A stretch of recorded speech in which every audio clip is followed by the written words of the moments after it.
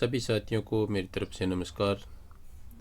साथियों, आज अपने इस सेशन के अंतर्गत जो जूनियर अकाउंटेंट का भी हाल ही में जो रिज़ल्ट आया है, उस रिज़ल्ट में जो फर्स्ट पेपर है आपका, उस फर्स्ट पेपर में कौन कौन से क्वेश्चन है वो डिलीट किए गए हैं, उनके बारे में यहाँ पर हम चर्चा करेंगे।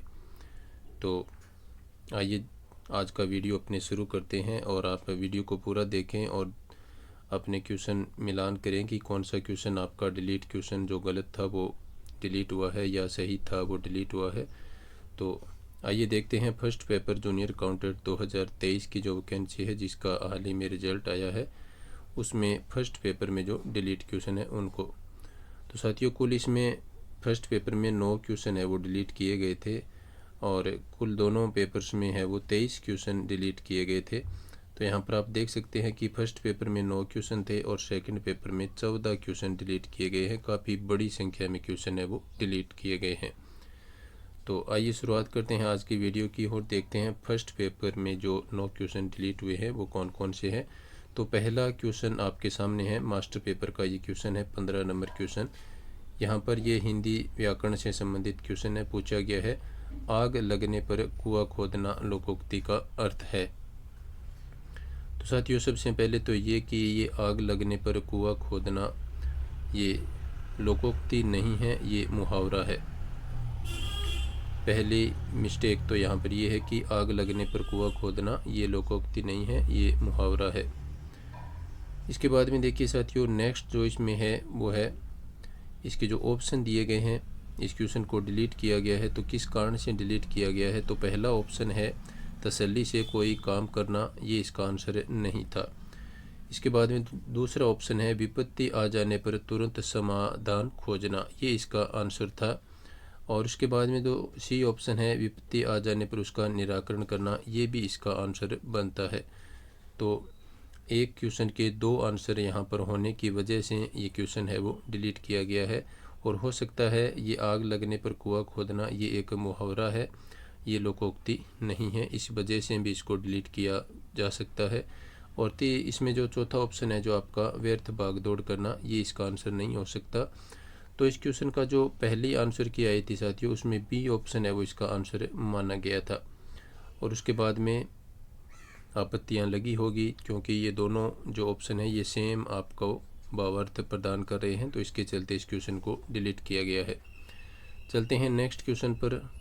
और आपसे एक बार फिर से थोड़ा सा निवेदन कि आप क्लास को लाइक और शेयर अवश्य करें और जो साथी पहली बार चैनल पर वीडियो देख रहे हैं वो चैनल को सब्सक्राइब कर लें। नेक्स्ट क्वेश्चन है साथियों, भाववाचक कृदंत का उपयुक्त उदाहरण कौन सा है? तो साथियों, यहाँ पर आपको थकावट, पढ़ना, करनी और लुभावना ये ऑप्शन दिए गए हैं। इसमें जो प्रथम आंसर की थी उसमें जो आंसर माना गया था वो थकावट को इसका आंसर माना गया था। और उसके बाद में फाइनल आंसर की जो रिजल्ट के साथ आई है उस क्वेश्चन आंसर की में इसको डिलीट है वो कर दिया गया है। तो इसमें थकावट है वो आंसर माना गया था और अब ये क्वेश्चन डिलीट है। इसके बाद में नेक्स्ट क्वेश्चन जो डिलीट किया है, हिंदी व्याकरण से संबंधित निम्न में से कौन सा शब्द अमृत का पर्यायवाची नहीं है? तो प्रथम आंसर की में साथियों इसमें जो आंसर माना गया था वो आपका माना गया था सी ऑप्शन, यानी 4 नंबर ऑप्शन है वो अमृत का पर्यायवाची नहीं है। तो ये इसका आंसर माना गया था और अब इस क्वेश्चन को डिलीट किया गया है। नेक्स्ट क्वेश्चन है कंप्यूटर से संबंधित जो क्वेश्चन डिलीट किया गया है वो है, निम्नलिखित में से कौन सा संपर्कहीन प्रोटोकॉल है? इस क्वेश्चन का प्रथम आंसर की में जो आंसर माना गया था वो माना गया था आपका सी ऑप्शन, UDP, ये इसका आंसर माना गया था और अब इस क्वेश्चन को डिलीट कर दिया गया है। नेक्स्ट क्वेश्चन है साथियों जीके के पार्ट से संबंधित, जिसमें राष्ट्रपति शासन के बारे में सत्य कथन आपको पूछा गया था।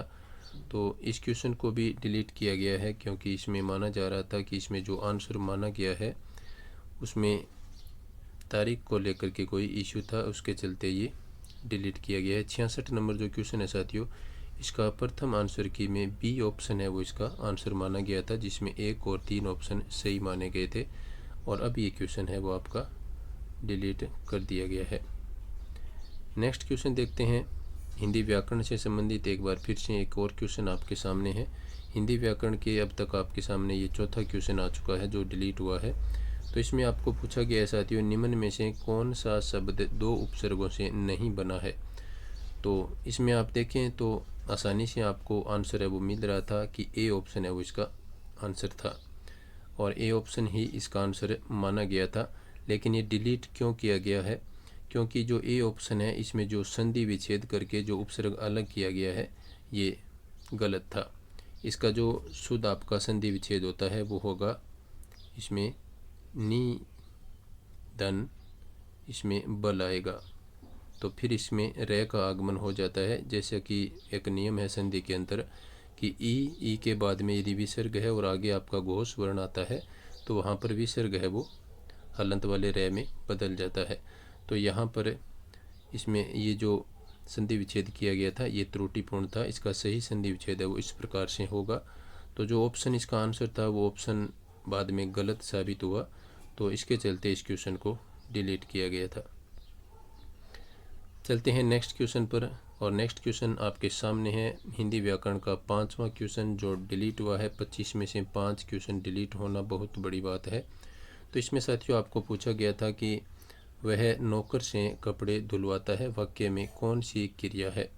तो इसमें साथियों प्रथम जो आंसर की थी उसमें इसका आंसर जो माना गया था वो सी ऑप्शन माना गया था जो कि सही था। और अब मैं आपको बताता हूँ कि इस क्वेश्चन को डिलीट क्यों किया गया है।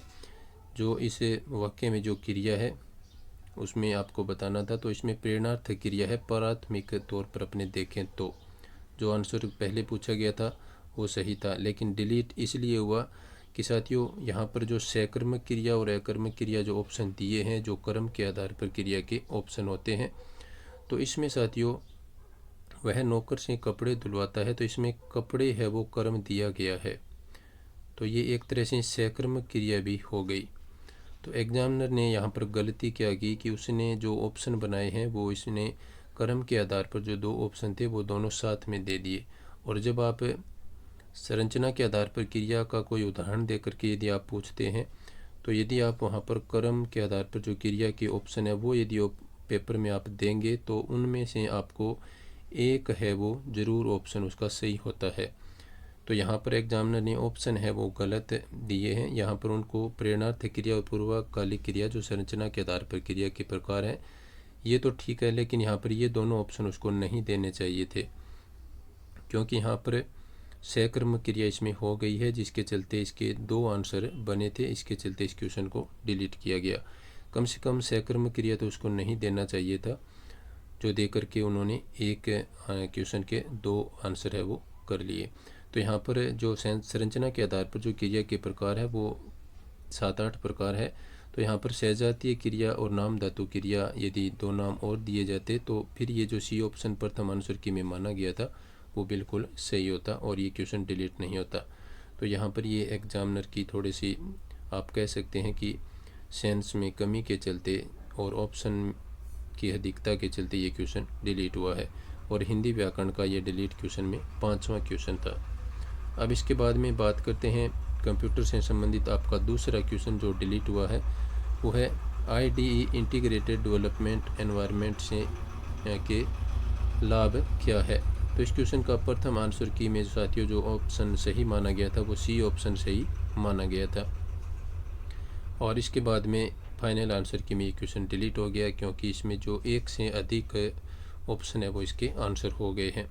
इसमें आप मान सकते हैं कि समय की बचत और लागत कम होती है, ये इसके कुछ लाभ हैं। तो एक से अधिक ऑप्शन के चलते इस क्वेश्चन को डिलीट करना पड़ा। चलते हैं नेक्स्ट क्वेश्चन पर, और आखिरी क्वेश्चन फर्स्ट पेपर का जो डिलीट किया गया है जो कि गणित विषय से संबंधित था, गुणनखंड के बारे में यहाँ पर पूछा गया था। तो इस क्वेश्चन को भी बोर्ड ने फाइनल आंसर की में डिलीट कर दिया है। तो इस प्रकार से ये फर्स्ट पेपर के 9 क्वेश्चन थे जो डिलीट हुए हैं, और यदि आप चाहते हैं कि सेकंड पेपर के जो डिलीट क्वेश्चन है उनका भी वीडियो आपको मिले तो आप वीडियो के नीचे कमेंट अवश्य करना, और वीडियो को आप लाइक और शेयर अवश्य करना, और अपने इस चैनल पर हस्तलिखित कंटेंट आपको प्राप्त होता रहता है समय समय पर कुछ महत्वपूर्ण टॉपिक्स का। और आप इसका जो टेलीग्राम चैनल है, इसी नाम से टेलीग्राम चैनल है, तो वहाँ पर जाकर के आप सर्च करके टेलीग्राम चैनल को ज्वाइन कर सकते हैं। वीडियो देखने के लिए सभी साथियों का धन्यवाद। नमस्कार।